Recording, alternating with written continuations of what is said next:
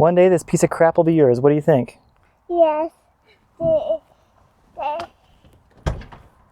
really happy how the trunk came out yesterday. I had to bring the car outside and take a look at it in the sun. It's looking pretty sick. I've got the headlights in here, and hopefully they're still in good condition because they've been sitting in my garage for 6 months. Really, the only option you have is to either buy like OEM $1,000, $1,500 headlights, or you can buy the aftermarket, and some of them are pretty good. These are not exactly straight from eBay that you would normally buy them though. A company named Bricks actually buys these from Sonar and they modify them, and they're modified in 2 ways because they have this LED strip in here that kind of is like a running light DRL, and they also do a projector. So these lights normally just have the regular halogen, but they add the projector into it as well as those cool looking running lights. So if I can find my 9-volt battery, I can kind of show you what it looks like as a little test. I couldn't find a 9-volt battery, but I think this camera battery that's 13 volts should work. There we go. So you can see what I'm talking about, just these LEDs in there. Look pretty cool. Just adds a little extra touch to the car, you know, we'll see. I was really on the fence about doing these new headlight brackets. I kind of wanted to just wait until I painted the engine bay, but that might be a long ways off. So I think I can probably knock this out pretty quick. It's really just cutting the old ones off and then just doing 2 welds on the top, you know, on each side. The bottom just bolts to the frame. So I should probably just do it right the first time. You know, I've been trying to be patient with this car build and do everything properly as I go and not, you know, skip over stuff. I don't think this will take too long. Just cut off these brackets and weld them back on. So it seems pretty straightforward to me.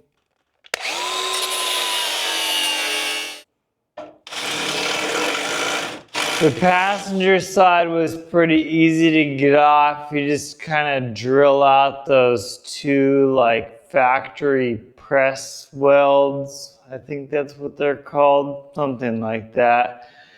But the driver's side, I think that I cut it so that the headlights would fit because I had the weird Zuki hood fitment and my headlights were definitely not in the exact same spot that they normally would be. I think it's because the Zanky fenders pushed the entire assembly inwards, which is why I recessed this, which looks absolutely horrible. And you can see on the inside here where it had been cut, damaged, welded, whatever, by somebody else. So these things really needed to be replaced. They are definitely nasty. I painted up the brand new ones. Kind of odd that they sent me just like raw steel, rusty looking new ones, because these are like a piece that somebody made on a press brake. So I was kind of expecting it to be a little bit better condition, or at least coated with something so that it didn't rust. But anyways, I got all that rust off and painted those. So it's only a bolt on the bottom and then just some welds on the top.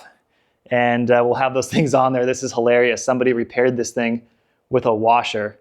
That's pretty awesome. So so glad to get rid of this because it looked like crap. So that bracket that I'm welding in supports the inside of the headlight, but the outside of the headlight is using these 2 bolts, and that would bolt to your fender. And now if you have a fiberglass fender like I do, you're gonna be bolting that headlight to this little tiny piece right here. And as soon as you go drive your car hard, it's probably gonna break, especially if you have a lowered car, because when you go full lock a lot of times, the tire will push the fender up if it hits right here. So you're probably gonna end up breaking that pretty quickly. Luckily, somebody has made these brackets, and these bolt the headlight right to the core support. That keeps the headlight nice and secure, and you won't get that silly look when you're driving down the road and the headlight's shaking. Like, I hate that so much. So really excited to put these on and get that thing secured in there.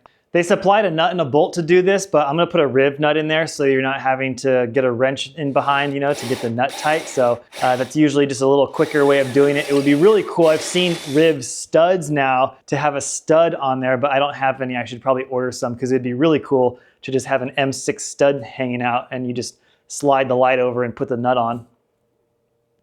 See how that crushes in there? Oh, I know it's out of focus because it's too close, but yeah, pretty cool. Now you got a thread.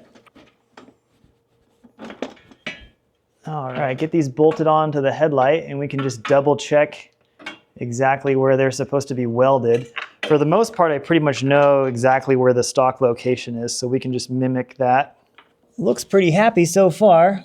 Let's close the hood and just see where it lines up.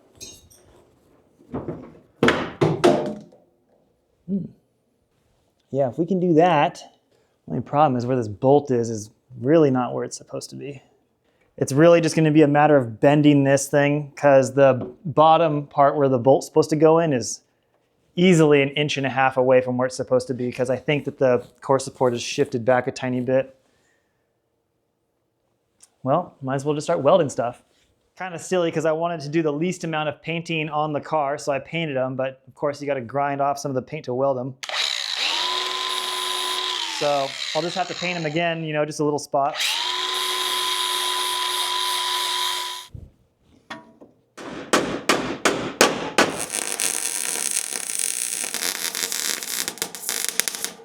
Figured I'd air out the garage a little bit because the paint caught on fire and I got a little smoked out, but I definitely got some penetration. I'm not a great welder, but I definitely got the job done. It looks okay. And I think once I grind it down a little bit and paint it, it'll be nice.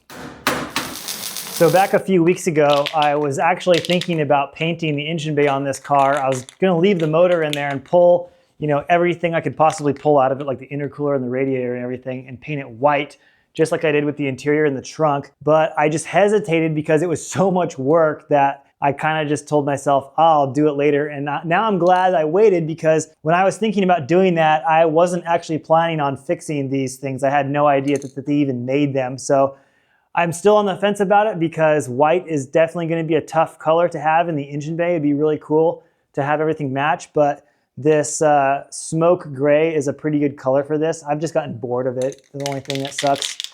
Now that I can finally put these headlights in, I probably should get the wiring sorted out.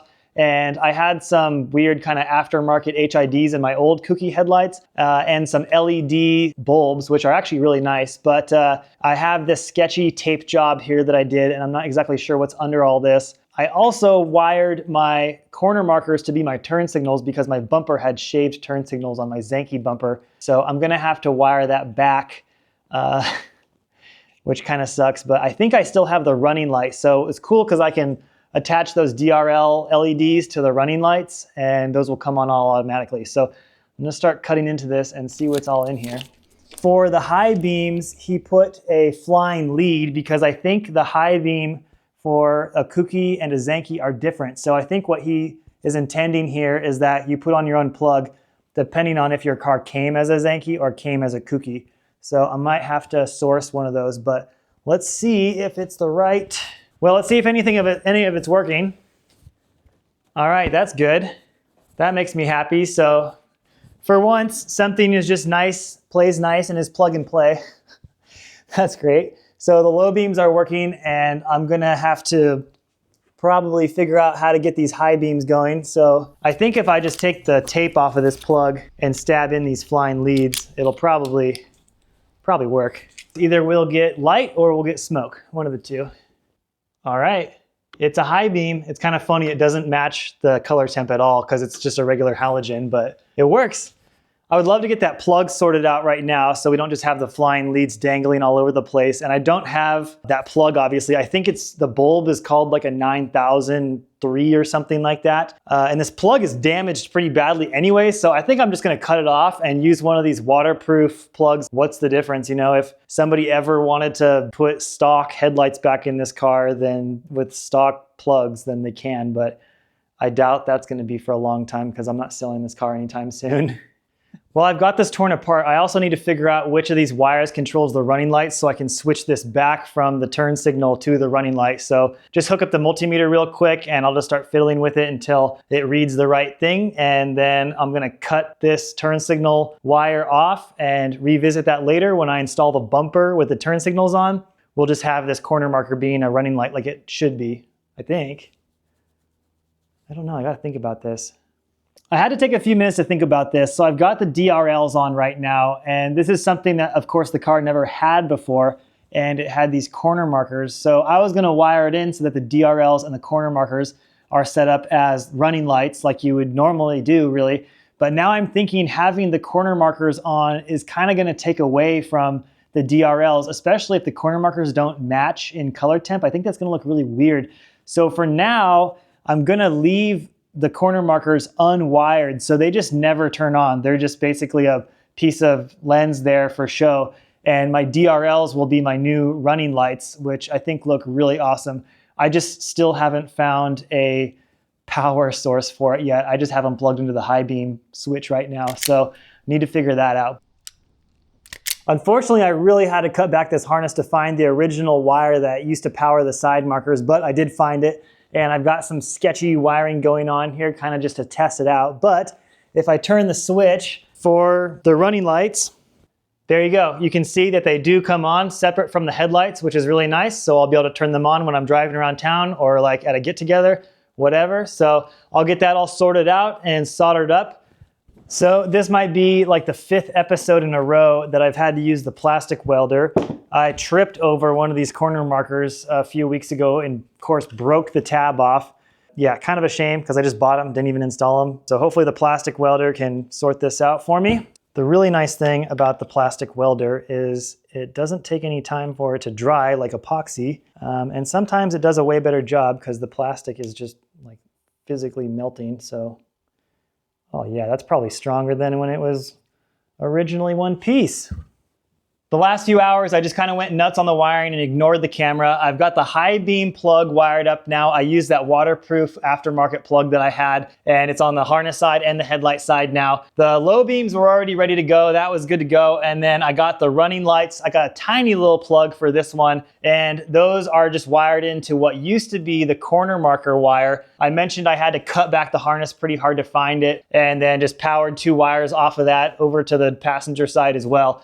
The turn signals are just kind of cut off as a flying lead right now, and I'm gonna wire those up when I get the new turn signals. I'm gonna buy some of those like cheesy, sparkly LED ones that do all the different things, and I'm not even sure that that uses any of the OEM plugs. So I think I'm gonna have to solder those up anyways. That's just kind of tucked away for now, but I'm ready to plug these headlights in and get them nice and tight, make sure they fit, and then we should have functioning headlights. So this car previously just had hood pins for many years, and the intercooler had pulled down the contraption that holds the hood latch on. And when I installed a brand new hood latch and the hood latch was inches away from latching. So what I did was I made a bracket that held it back up. The only thing is I might have made that bracket too high. And so now the hood is latching really high, but at the same time, it doesn't really seem like there's a whole lot of room for the hood or the latch to come down. So I'm gonna wait before I start drilling any more holes or bending stuff or taking it too seriously, because I wanna get the bumper and the fenders on and then start to try to get everything aligned, because I don't wanna move something around, spend a bunch of time, or permanently cut something and then just to find out that I moved the wrong thing and that maybe the headlights were originally the ones that were too low and the hood was just fine. So we'll see once we get the fenders and everything on, but I have a feeling it's just the hood needs to come down more.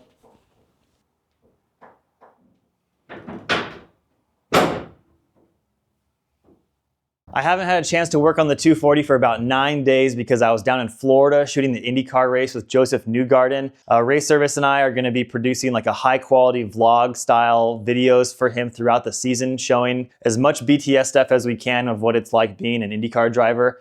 He's a really cool guy. I'm also going to do a vlog about my perspective of things and what it's like working for him. He's pretty awesome. So I haven't been able to mess with the car, but I did take all the body kit stuff out of that giant box that I had sitting in here and put it on the car, which was a little bit of a mistake because I feel like I'm getting ahead of myself here now because I'm going to have to take it all off. But most frustratingly, the side skirt fell off like right before I left. And instead of putting it back on, I just left it sitting here on the lift, and you can see the car slowly started to air down over the last week or so, and the pinch weld here crushed the side skirt. So that's pretty frustrating. I can definitely fix it. It's not really a big deal. It just makes you a little bit upset when your, whatever $3,000 body kit gets messed up and I haven't even installed it on the car. So that's a bummer. You can see, the front looks pretty cool with the new bumper and stuff. This is a Car Modify Wonder Glare body kit. And it'll be really sweet once I finally get everything all trimmed up and, fitting properly, but a little bit mad at myself about that. It's Sunday and I'm literally trying to post the video tomorrow because I always post everything on Monday. So I wanted to finish up the last thing is putting this grill on the front. This is a Bricks grill. It's the same guys that make the headlights, and I didn't really like any of the OEM options for grills. There's only like USDM and JDM options, I think, and wasn't really a huge fan of those. And then some of the aftermarket ones from like the late 90s, early 2000s are so ugly. And everything's just like really expensive, you know, because it's getting rare now. These guys made this 2-slat grill on their 3D printer for me for about $100. And it's pretty nice. It's only a bummer that there's like some seams here because they made it in 4 different pieces. I guess their 3D printer is not quite big enough, but I'm gonna see if I can fill in some of these little crevices with some epoxy and then probably sand everything down with like some 600 grit so that the vinyl sticks to it. I did a little test on the bottom side just in case to see, and it seems like it's gonna work well. Once I get that sanded down nicely, it'll be a nice flat surface for the vinyl to stick to. And I'm just kind of sitting here in my pajamas drinking some coffee. So hopefully I find some time today to get this finished up while the kids are at home and get this thing all sorted out so that I can start on the next thing tomorrow, which is gonna be actually mounting these over fenders on the car.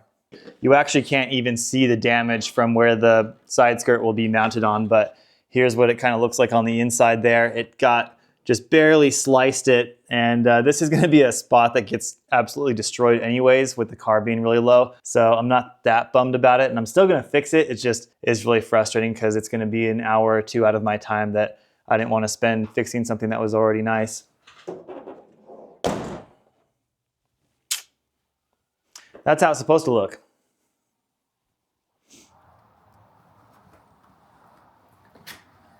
I basically ran errands all day and grabbed myself a beer, but now I'm back and this little guy's up from his nap. What do you think? Should we move the blue car out of the way? We got to move the blue car so we can get the 240 down on the lift. You gonna help out? Yeah. This is part of the reason it takes me so long to get my cars done is because I'm so busy playing with my kids all the time. Let's see if she starts today.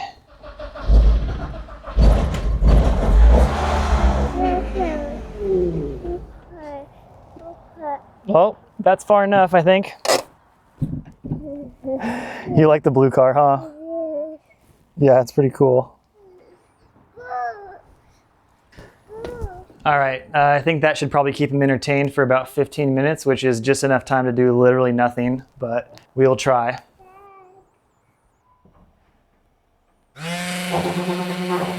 All right, my wife came home and she's grabbing the kids and taking them to the park. So I got about an hour to knock this out before I have a haircut scheduled. So let's see if I can get anywhere on it. I'm gonna sand it down with some 600 grit and get it nice and soft. I've been thinking about putting some epoxy in this little crevice, but I honestly don't think that it's deep enough. I think some sanding will do just fine, and we'll see. I'll put some vinyl over it and give it a little test shot, but knock this out and put it on the car.